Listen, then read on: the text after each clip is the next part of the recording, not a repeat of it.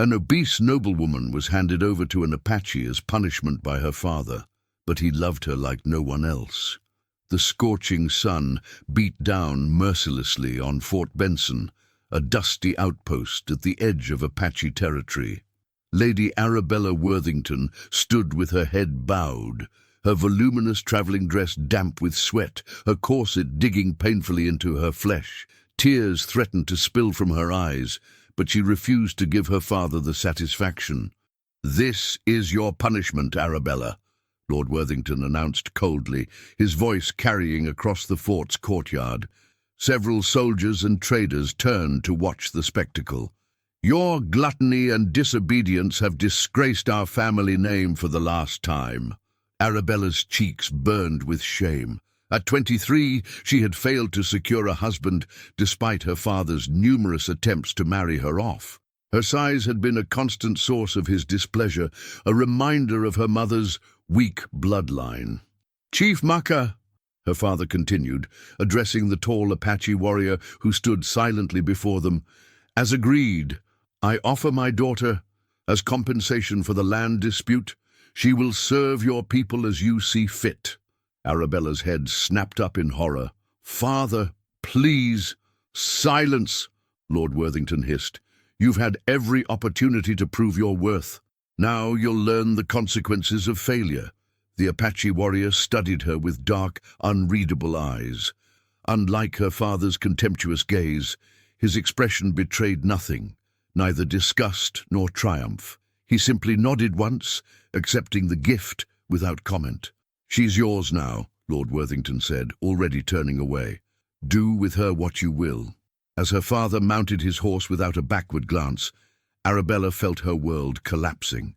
Abandoned in a strange land, handed to a man considered savage by her people, all because she couldn't be the daughter her father wanted. The Apache approached her, his movements deliberate and calm. She flinched when he reached for her, but he merely took the small bag containing her few possessions. With a gesture, he indicated she should follow him. As they left the fort, dust swirling around them, Arabella cast one last desperate look over her shoulder. Her father was already gone, and with him the life she had known. They travelled for days across vast stretches of desert and scrubland. Arabella's feet blistered inside her impractical shoes, her skin burned despite the shawl she draped over her head, and her throat constantly ached with thirst. She expected cruelty from her captor, the savage Apache her father had described so often, but Maka remained a mystery. He didn't force her to walk beyond exhaustion. When she stumbled, he paused without comment, allowing her to rest. At night he built fires and shared his water and food, dried meat and berries, without fanfare or expectation. His silence was neither hostile nor comforting, it simply existed, like the desert around them. "Where are you taking me?" she asked on the second day, her voice cracking from disuse. Maka pointed toward distant mountains. "Home." It was the first word he had spoken to her. On the third night, when temperatures dropped dangerously low, he wordlessly offered her an extra blanket. The gesture, small but unexpected, confused her. She had been raised to believe the Apache were bloodthirsty savages, yet this man showed a quiet consideration her own father never had. "Why did you accept me?" she finally asked. "I'm clearly a burden." Maka studied her for a long moment across the fire. "The white man does not understand value," he said simply, then returned to sharpening his knife. Arabella pondered his words as she watched him work. His hands moved with practiced precision, his profile sharp against the firelight. There was a dignity in his movements, a connection to the land that seemed to ground him. Despite her fear and resentment, she found herself observing him with growing curiosity. By the fifth day, Arabella's body had begun to adapt. Her steps grew more confident, her breathing less labored. She noticed how Maka read the landscape, finding water where she saw only rocks, spotting game where she saw only emptiness. Once, when she successfully identified an edible plant he had taught her about, the corner of his mouth lifted slightly, not quite a smile, but an acknowledgement. That night, as they made camp beneath a vast canopy of stars, Arabella realized something had shifted. The Apache was no longer just her captor. He had become her lifeline in this harsh wilderness. The Apache village appeared suddenly, nestled in a hidden valley protected by towering red cliffs. Children paused in their play as Maka led Arabella into the settlement. Women looked up from their work, their expressions curious but not hostile. Arabella clutched her tattered shawl tighter around her shoulders, painfully aware of her disheveled appearance and her size. "Come," Maka said, guiding her toward a small dwelling made of branches and animal hides. An elderly woman emerged, her face a map of wrinkles, her eyes sharp and assessing. She spoke rapidly to Maka in their language. He responded calmly, occasionally gesturing toward Arabella. "This is Nayeli," Maka explained. "My grandmother. You will stay with her." Before Arabella could protest, he turned and walked away, leaving her with the old woman. Nayeli beckoned her inside the dwelling. The interior was surprisingly cool and orderly, with woven mats covering the ground and various tools and containers arranged neatly along the walls. Nayeli pointed to a sleeping mat in the corner, then to a clay pot of water. The message was clear. This was Arabella's space, and she was welcome to refresh herself. That evening, Arabella observed the tribe's daily routines from the doorway of Nayeli's dwelling.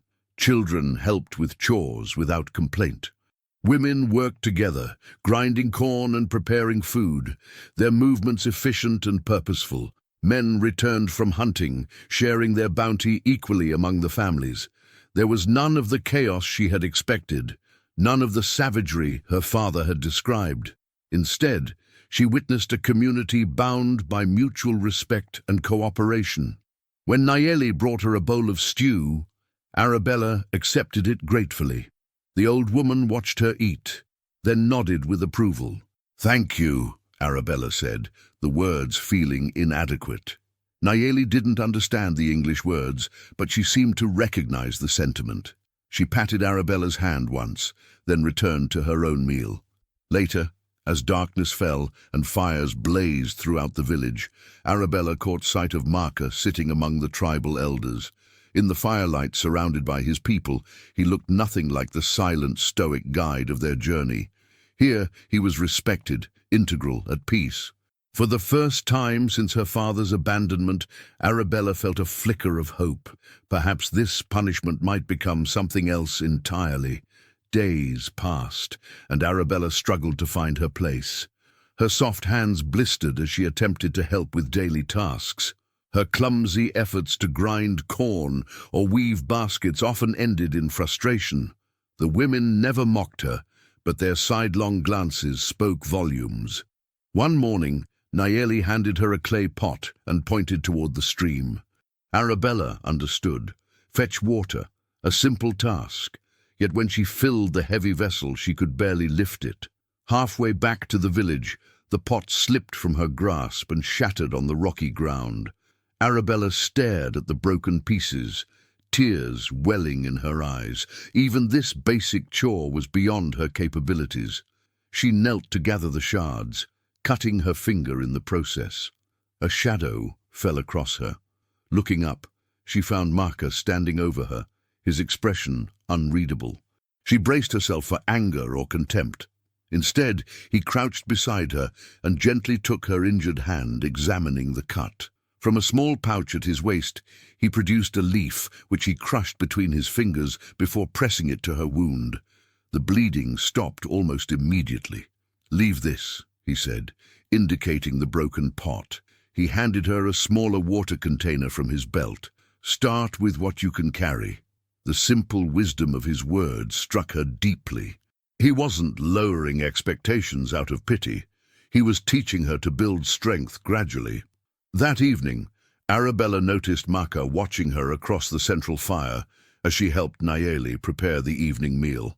When their eyes met, he didn't look away. Instead, he nodded slightly, acknowledging her efforts.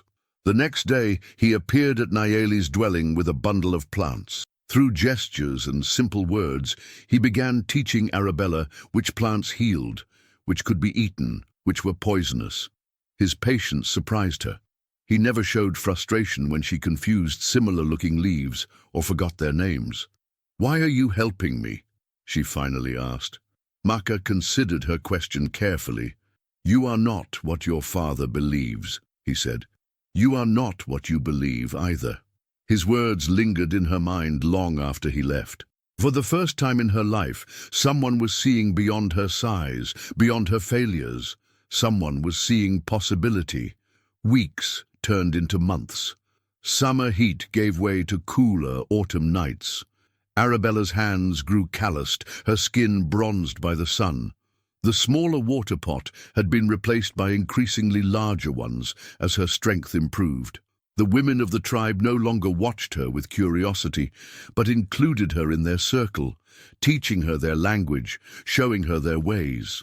One evening, as the harvest moon hung low in the sky, Maka approached Arabella as she sat outside Nayeli's dwelling, working on a basket. "Come," he said simply. Curious, she followed him away from the village, up a narrow path that wound through the cliffs. They climbed in silence until they reached a ledge overlooking the valley. Below, the village fires twinkled like earthbound stars. Maka seated himself on a flat rock and motioned for her to join him. From a pouch, he produced a small wooden flute. "My father made this," he explained, running his fingers over the intricate carvings. "He taught me that music speaks when words cannot." He raised the flute to his lips and began to play. The melody that emerged was haunting, a song of longing, of beauty found in desolate places. Arabella closed her eyes, letting the music wash over her. When the final note faded into the night, she opened them to find Maka watching her intently. "It's beautiful," she whispered. "Like you," he replied, his voice low and certain. Arabella's breath caught. No one had ever called her beautiful before. She had always been the large one, the disappointment, the burden. Yet in Maka's eyes she saw no deception, only genuine appreciation. "Your father saw only what you could not do," Maka continued. "He did not see your strength, your kindness, your quick mind." He gestured toward the village below. "My people see. I see." Tears welled in Arabella's eyes. "I was nothing there," she admitted. "A failure." "Here you are becoming yourself," Maka said. He hesitated, then slowly reached out to touch her hand. "This is why I accepted you that day. Not as punishment, as possibility." Under the vast desert sky, with the village glowing below them, something shifted between them. A recognition, a connection that transcended the circumstances that had brought them together. When Maka walked her back to Nayeli's dwelling that night, Arabella realized that what had begun as her greatest humiliation had somehow become her path to freedom. The warning came with the first winter frost. A hunter returned to the village, breathless with news. White men were approaching from the east, soldiers accompanied by a civilian in fine clothes. "Your father," Maka told Arabella, his face grave. "He comes with the bluecoats." Fear gripped her heart. "Why would he return? He abandoned me." "Perhaps he regrets his decision," Maka said, though his tone suggested he believed otherwise. That night, the tribal council gathered. Arabella, now fluent enough in their language to understand, listened as they debated. Some argued for immediate relocation to their winter grounds. Others insisted on standing their ground. This was their territory by ancient right. Maka spoke last. "We will not flee," he declared, "but we will not fight unless forced. The white men's quarrel is not with our people but with me, and with her." He nodded toward Arabella. After the council dispersed, Maka approached her. "You must decide," he said quietly. "If your father has come to reclaim you, will you go?" 6 months ago, Arabella would have leapt at the chance to return to civilization, to baths and proper beds, to familiar food and language. Now, the thought filled her with dread. "My place is here," she said firmly. "With your people. With you." Something flickered in Maka's eyes. Relief, perhaps, or deeper emotion. He touched her cheek gently. "Then, we will face this together." The soldiers arrived the following day, 12 men on horseback, led by a lieutenant with hard eyes. Behind them rode Lord Worthington, looking as imperious as ever despite the dust of travel. The Apache gathered at the village entrance, neither threatening nor retreating. Makar stood at their center, tall and proud, with Arabella beside him. Lord Worthington's eyes widened when he spotted his daughter. "Arabella, thank God you're alive. We've come to rescue you from these savages." The familiar contempt in his voice made her flinch, but she stood her ground. "I don't need rescuing, father." His expression darkened. "Don't be absurd. Look at you, dressed in animal skins, living in filth. Whatever these creatures have done to you, it ends today." Marka stepped forward, his hand raised in a gesture of peace. "She stays or goes by her own choice," he said in careful English. "Not yours, not mine." Lord Worthington's face flushed with rage. "How dare you speak to me, you—" "Father," Arabella interrupted, her voice stronger than she'd ever used with him before. "I choose to stay."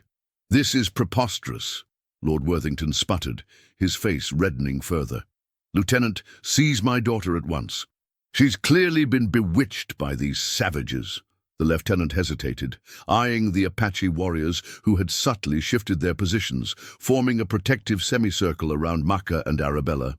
"Sir," the officer said cautiously, "we were dispatched to investigate reports of a white woman being held captive, if she's staying voluntarily." "She is not in her right mind," Lord Worthington snapped. He turned to Arabella, his voice dropping to a calculating tone. "My dear, I understand you've been through an ordeal. Your condition has always made you vulnerable to manipulation. Come home, and all will be forgiven." Arabella felt Makka tense beside her. Though he didn't understand all the words, he clearly recognized the threat beneath them. "My condition," she repeated, a lifetime of shame and resentment crystallizing into clarity. "You mean my size, the great disappointment that made me unworthy of your love." Her father's expression hardened. "Don't be dramatic. I've arranged a suitable match for you, a widower with considerable holdings in Boston. He's willing to overlook your shortcomings." "Another punishment disguised as opportunity," Arabella said quietly. "No, father. I've found something here you never gave me. Respect, acceptance, purpose." Lord Worthington's thin veneer of patience cracked. "Enough." He turned to the lieutenant. "I'm ordering you to retrieve my daughter. Now." The officer reluctantly signaled his men to advance. As they did, the Apache warriors raised their weapons, not attacking, but clearly prepared to defend. In that tense moment, Makka stepped forward, placing himself directly between Arabella and the soldiers. His voice rang out, clear and commanding. "This woman is under my protection," he declared. "By your own law, her father gave her to me. She is no longer his to claim." The lieutenant frowned. "Is this true, sir? Did you willingly give your daughter to this man?" Lord Worthington sputtered. "As punishment, not as a gift. Yet you surrendered all rights to her," Makka pressed, "before witnesses at the fort." The lieutenant looked uncomfortable. "If there was a formal transfer—" "This is absurd!" Lord Worthington exploded. "I'll not be lectured on law by a savage." In the charged silence that followed, Arabella moved to stand beside Makka. "I stay by choice," she said firmly. "Leave us in peace, father." The standoff might have ended peacefully, if not for Lord Worthington's pride. As the lieutenant began to withdraw his men, Arabella's father suddenly drew a concealed pistol. "If I can't have my daughter back," he snarled, aiming at Makka, "then neither will you, savage." Everything happened in an instant. The gun fired. Makka moved to shield Arabella. A cry rang out as the bullet found its mark, not in Makka, but in the shoulder of an Apache warrior who had lunged forward to protect his chief. Chaos erupted. The soldiers, caught by surprise, struggled to control the situation. The Apache warriors surged forward, disarming Lord Worthington and surrounding the soldiers. "Hold!" Makka's command cut through the tumult. "No more blood!" The warriors hesitated, weapons still raised. The lieutenant, to his credit, ordered his men to stand down. "This man," Makka said, pointing to Lord Worthington, has broken peace. Take him away. The lieutenant nodded grimly. He fired without provocation. He'll face military justice. He turned to Arabella. Miss Worthington, are you certain of your decision to remain? More certain than I've ever been of anything, she replied. As the soldiers departed with her father in custody, Arabella rushed to help the wounded warrior. Drawing on the healing knowledge Maka had taught her, she cleaned and dressed his wound, applying poultices of herbs she had gathered herself. That night, as the village celebrated the warriors' bravery and their successful defense, Maka sought out Arabella.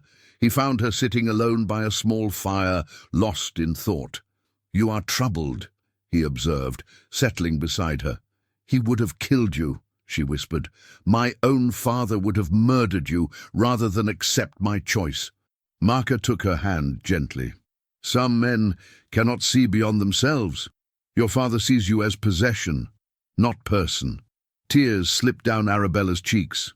All my life, I believed I was worthless because he told me so, because I wasn't thin or graceful or obedient enough.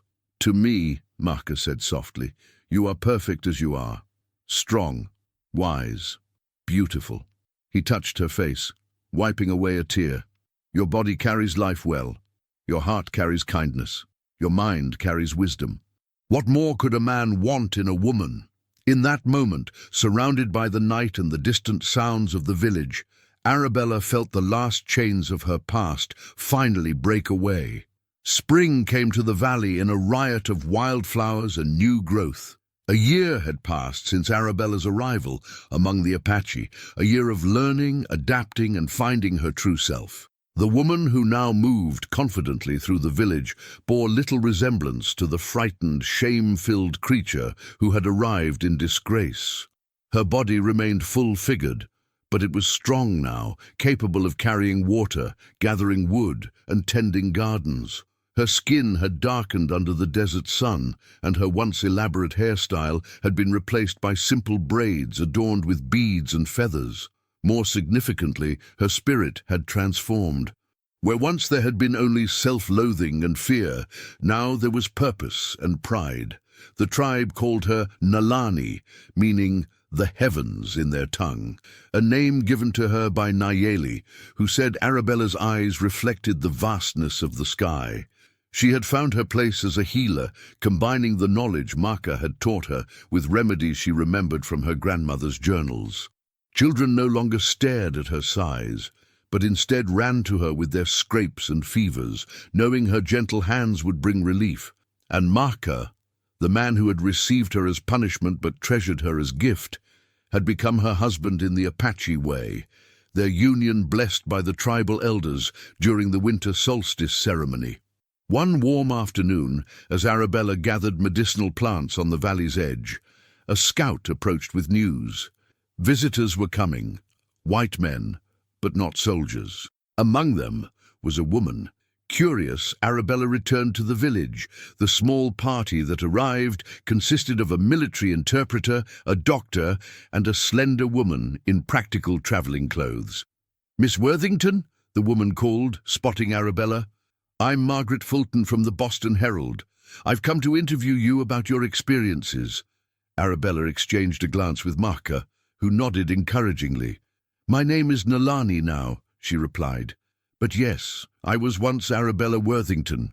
Your story has caused quite a sensation back east, Margaret explained. A nobleman's daughter, given to an Apache chief, who chose to remain with the tribe rather than return to civilization. People are fascinated. Arabella smiled. Is that how the story is told? Not an obese noblewoman handed over as punishment? Margaret looked embarrassed. Well, some less reputable papers did take that angle, I'm afraid. That's partly why I'm here, to tell the true story. The true story, Arabella said softly, taking Maka's hand, is that I was never punished. I was set free. Years passed, seasons turning like the pages of a book. Arabella, now known only as Nalani, and Maka built a life rich with purpose and love. They never had children of their own, but they became beloved figures to the tribe's young ones, teaching them the balance between the old ways and the changing world beyond their valley. The story of the noble lady and the Apache chief became legend, spreading far beyond the territories. Margaret Fulton's articles had sparked interest, then admiration, then a shift in how some Easterners viewed the indigenous peoples of the West. When Nayeli passed peacefully in her sleep, Nalani assumed her role as the tribe's elder healer and keeper of women's wisdom. Her dwelling became a place where young Apache women, and occasionally brave young white women from nearby settlements, came for counsel and learning. Maka's hair had silvered with time, but his strength remained, as did his quiet dignity. Together, he and Nalani helped their people navigate the increasingly complex relationships with white settlers and government officials, serving as bridges between worlds. On the 20th anniversary of her arrival, Nalani sat with Maka on their special ledge overlooking the valley. The village below had grown, incorporating some modern conveniences while maintaining its essential character and traditions. "Do you ever regret it?" Maka asked, his English now fluent after years of evening conversations. "Staying with us, with me?" Nalani smiled, taking his weathered hand in hers. "Not for a single moment. My father thought he was condemning me to a life of suffering. Instead, he gave me the greatest gift, a chance to discover who I truly am." Maka nodded, his eyes reflecting the sunset. "When your father brought you that day, the other chiefs thought I was foolish to accept you. They saw only a burden, a large, soft woman who knew nothing of our ways." "And what did you see?" she asked, though she knew the answer. "I saw a woman whose body spoke of abundance in a land of scarcity, whose eyes held more courage than she knew, whose spirit was trapped, waiting to soar." He touched her cheek gently. "I saw you, Nalani. Not what others claimed you were." As darkness fell and stars appeared above them, Nalani reflected on the strange path that had led her here. From rejection to acceptance, from shame to pride, from punishment to love. What her father had intended as her greatest humiliation had become her greatest blessing. In losing everything she had been raised to value, she had found what truly mattered. A love that saw beyond appearances, a purpose that served others, and a home where she belonged exactly as she was.